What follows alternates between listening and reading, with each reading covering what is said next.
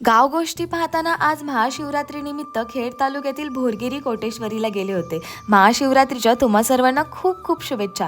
मंदिराच्या इथे गेल्यावर गर्दी थोडीच होती, तर घाटाच्या इथे जाऊन पाय धुवून घेतले आणि मग बेलफुलं घेऊन लाईनमध्ये थांबले।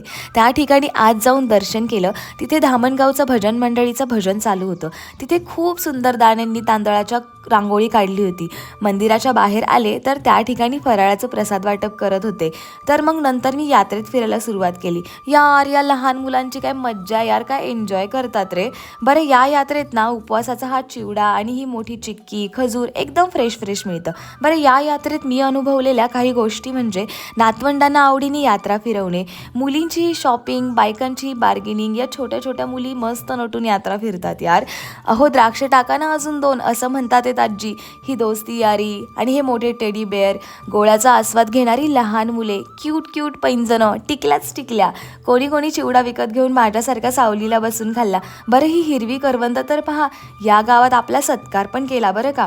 तर रंगीबिरंगी आईस्क्रीम, ही कुल्फी कुणी कुणी खाल्ली, मी पण खाल्ली। चला आता आपल्या फॉलोअर्सला हाय करूया। खूप सारे फॉलोअर्सनी याही यात्रेत खूप प्रेम दिलं आणि महाशिवरात्रीच्या दिवशी इतका छान अनुभव आला, मस्त वाटलं। आता चला आपल्या व्हिडिओला लाईक पण करून जा आणि गाईज फॉलो पण करा।